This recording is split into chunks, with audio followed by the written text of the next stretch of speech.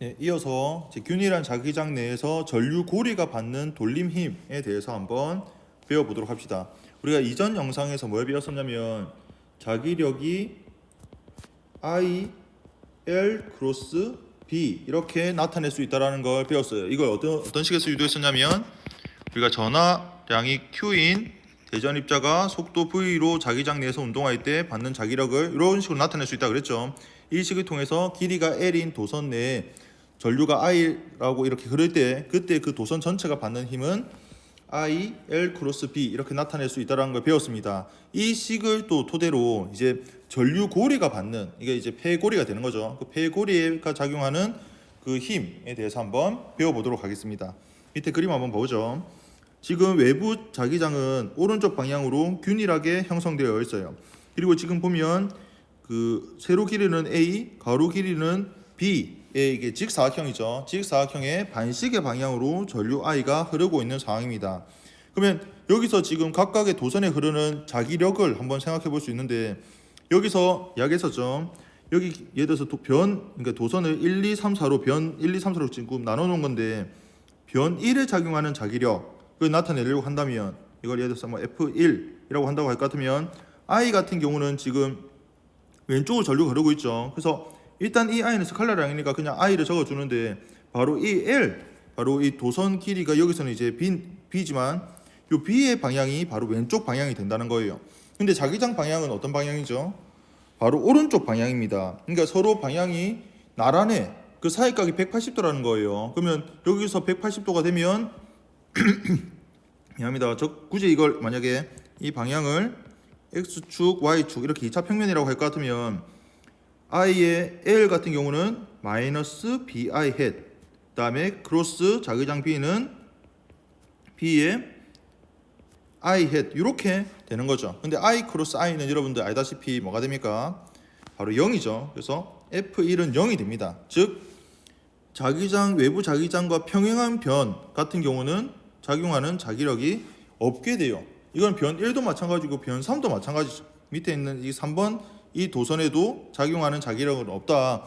이거를 이전에 배웠던 대로 전류라는 건 양전하게 이동하는 거니까 양전하의 속도 방향이 외부 자기장의 방향과 나란하면 작용하는 힘이 없다라고 했었죠. 이제 그것과 똑같은 결과를 얻음을 확인할 수 있습니다.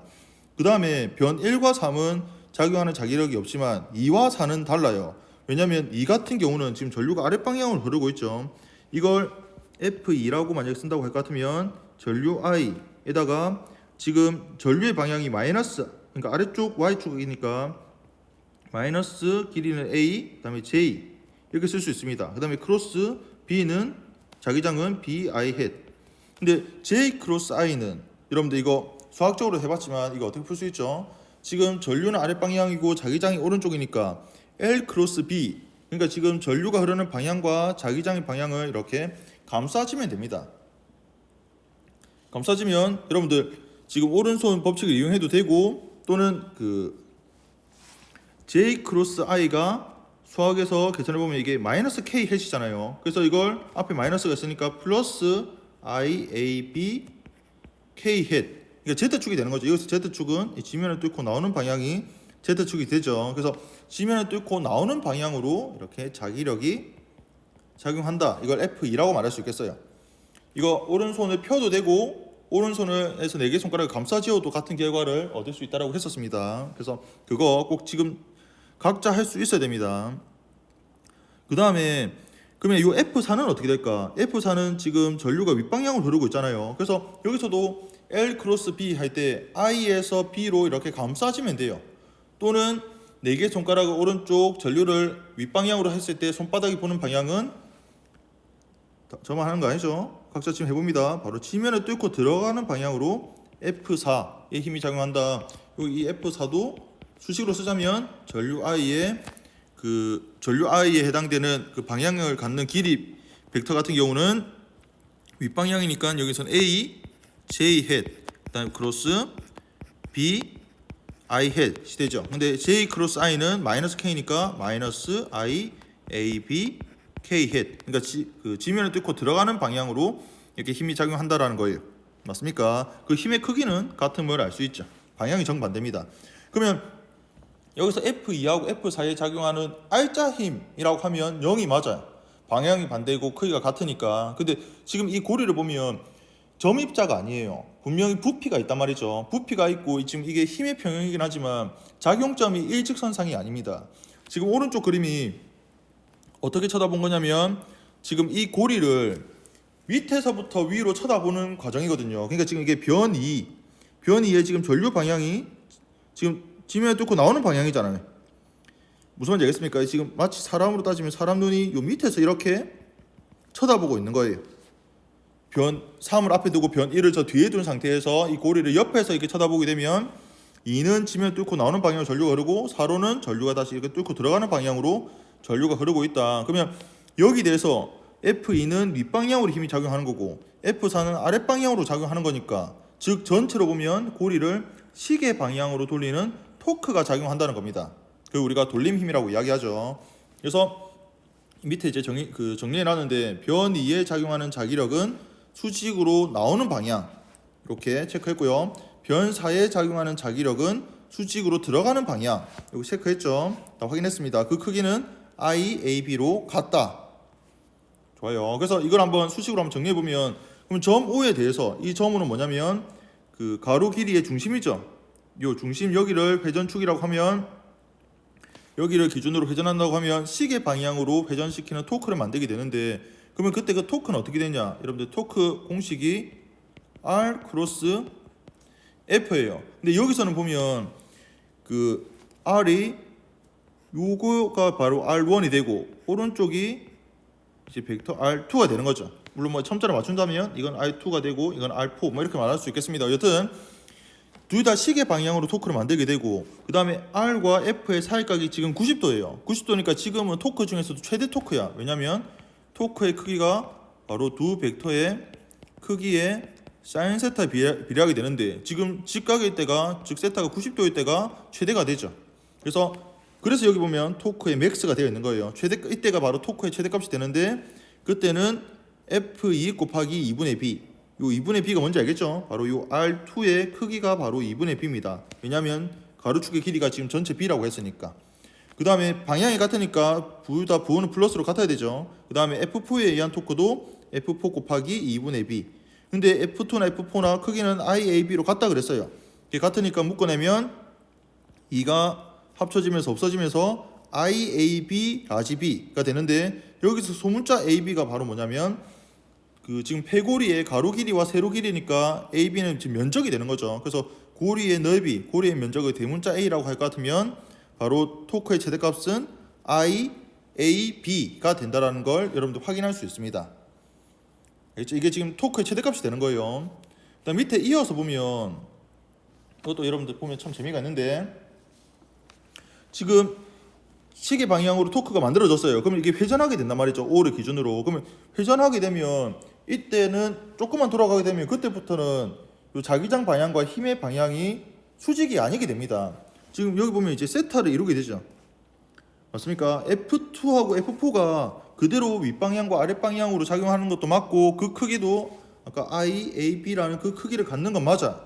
근데 지금 이게 고리가 돌아가기 때문에 더 이상 지금 힘 F2하고 자기장이 서로 직각은 아니라는 거예요. 처음에만 직각이고 그다음부터는 직각이 아니게 되는 거지. 그러면 그때는 어떻게 우리가 이제 일반적인 꼴로 나타낼 수 있을까? 바로 자기장이 고리 평면의 수직인 방향과 각도 세타가 90도보다 더 작은 경우에요.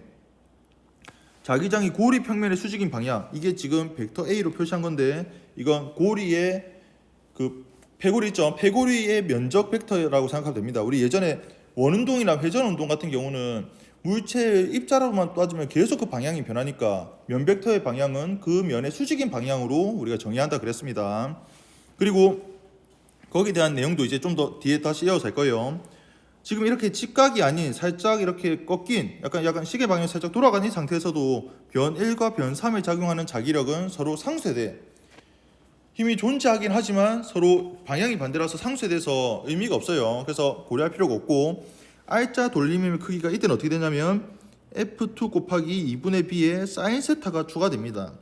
왜냐면 여러분도 아까 말했던 대로 토크의 크기는 RF 사인 세타가 되는데 이때 사인 세타는 R과 F의 사이각이 세타가 되잖아요. 즉 여기서 R 벡터는 요 벡터가 지금 R2 벡터라고 해볼까요? 요 R2 벡터고 그 다음에 요게 F2야. 그러면 여기서 이 사이값 요게 지금 세타라고 할 것 같으면 여기가 세타면 여러분들 여기가 또 세타가 되죠. 지금 이걸 막꼭지각이라고 합니까? 억각이란다. 뭐 여튼 이게 세타가 되고 여기가 세타가 되면 여기가 또 세타가 돼.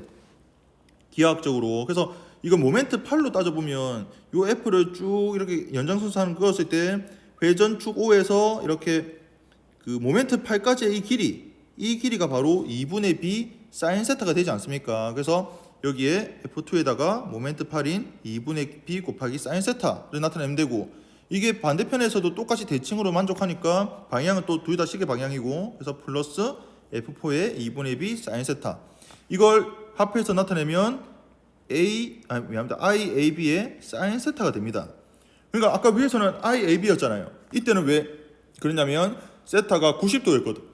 그러니까 최대값 사인 세타가 90도일 때는 사인 세타가 최대가 되니까 IAB인데 이게 점점 돌아가면 사인 세타에 비례해서 점점 작아지기도 하고 커지기도 한다는 거예요. 그러면 여러분 보세요. 토크의 크기가 IAB 사인 세타야. 왠지 이걸 보고 뭔가 여러분들은 하나를 좀 떠올릴 수 있었으면 좋겠어. 왜냐면 이 토크는 원래 스칼라량이 아니라 벡터량이잖아요. 근데 벡터량인데 지금 보니까 I는 어차피 우리가 스칼라량이라고 처음부터 이야기를 했었고 여기 이 A하고 B 곱하기 사인 세타예요. 이 말은 토크의 방향까지 고려한 식을 나타내면 토크가 I, A 크로스 B 바로 이렇게 나타낼 수 있다는 거예요. 이것도 워낙 중요해서 빨간색으로 표현해 봅시다. 이 식도 여러분들 좀 외워야 됩니다. 토크는 I, A 크로스 B. 근데 여기서 이 A의 방향이 어떻게 되냐? 이때 이 A의 방향은 오른손 법칙을 따른다고 이야기합니다. 지금 전류고리라고 할 것 같으면 그래서 전류가 이렇게 원고리에서 반시계 방향으로 전류가 흐를 수도 있고 똑같은 원고리에서 시계 방향으로 전류가 흐를 수도 있어요. 이때 우리가 그 면적 벡터 A의 방향을 어떻게 정의하냐면 오른손 법칙을 장유해. 이거 여러분들 중학교 때 배웠던 대로 오른손에서 4개의 손가락을 전류 방향으로 감싸 쥐었을 때 지금 왼쪽 그림 같은 경우는 엄지손가락이 지면 뚫고 나오는 방향이 되는 거죠. 이게 바로 면 벡터 A의 방향이라고 이야기하고 그럼 시계 방향 같은 경우는 오른손에서 4개 손가락 감싸 쥐었을 때 지면을 뚫고 들어가는 방향으로 엄지손가락 가리키니까 바로 이 방향이 면 벡터 A의 방향이 된다는 거예요. 그 크기는 면의 넓이와 똑같고 맞습니까? 그래서 우리가 이 토크 이 공식이 바로 뭐를 의미하냐면 자기장 내에 전류가 흐르는 폐고리에 작용하는 돌림힘을 우리가 이렇게 나타낼 수가 있다. 그럼 왼쪽에 있는 그림도 여러분들 충분히 예상할 수 있는 게 보세요. 지금 2번 고리에서 도선이 전류가 지금 나오고 있고 그 다음에 4번으로는 들어가고 있어요. 그 말은 여러분들 전류가 2번에서 4번으로 이동해서 들어간 다음에 4번에서 2로 이렇게 돌아가는 이렇게 지금 위에서 봤을 때는 반시계 방향으로 지금 전류가 흐르고 있는 상황입니다. 그걸 오른손 법칙으로 4개 손가락을 이렇게 반시계로 감싸지면 바로 엄지손가락이 이렇게 A 벡터 방향을 가리키게 돼요. 제 손 그림 실력이 엉망인데 이런 식으로 4개 손가락을 이렇게 감싸지는 거지. 이렇게 감싸지었을 때 엄지손가락이 가리키는 방향이 바로 면적 A, 이 손바닥입니다. 요게 A 벡터의 방향이 된다. 근데 우리가 토크의 방향이 아까 A 크로스 B라 했거든. 지금 A에서 외부 자기장 B로 이렇게 지금 토크를 한번 만들어 보세요.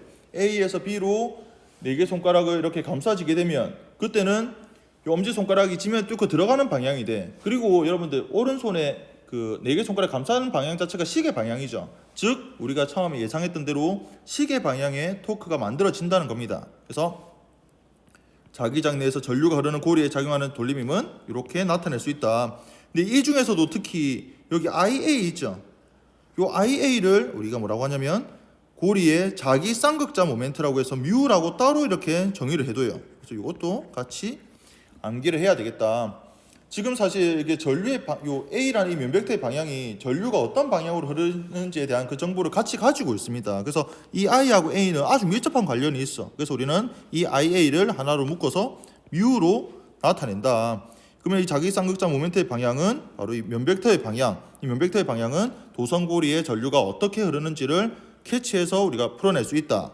그리고 만약에 같은 넓이의 코일이 n번 감겨져 있다면 코일은 여러 번 감겨져 있죠. 그때 그 코일의 총 자기 모멘트는 원래 한 번 감겨져 있을 때 IA니까 거기다가 n배를 곱한 NIA가 바로 코일의 자기 모멘트가 되는 겁니다. 밑에 요 두 줄까지만 보고 마무리하죠. 그래서 자기장 내에 자기 모멘트에 작용하는 돌림힘은 여기 IA 대신에 조금 전에 토크가 IA 크로스 B라고 했으니까 여기 IA 대신에 뮤를 쓰면 되는 거죠. 그래서 뮤 크로스 B 이렇게 나타낼 수 있는 거고, 그 다음에 여러분들 이전에 우리 전기 쌍극자 모멘트 할 때 토크가 P 크로스 E였던 거 기억납니까? 왜 음전하와 양전하의 거리가 2A면 음전하에서 양전하로 향하는 자기 모멘트, 전기 쌍극자 모멘트가 2AQ로 나타냈던 거, 요거 기억나죠? 기억해야 됩니다. 그래서 요거 타고 보면 그 꼴이 되게 유사하죠. 그때는 전기 쌍극자 모멘트는 P라 썼고 여기서는 자기 쌍극자 모멘트는 U라고 쓴 거, 요 기호만 좀 다른 겁니다. 나머지는 똑같아. 그러면 그때 우리가 배웠던 게 전기 쌍극자의 전기적 포텐셜 에너지가 마이너스 P 도트 E라는 거 배웠으니까 요것하고 똑같은 유도 과정 거치면 자기장 내에 있는 자기 쌍극자 위치 에너지는 이렇게 마이너스 뮤 도트 B로 나타낼 수 있음을 확인할 수 있습니다. 요거까지 하는 걸로 이번 영상은 마무리하겠습니다. 모두 고생 많았습니다.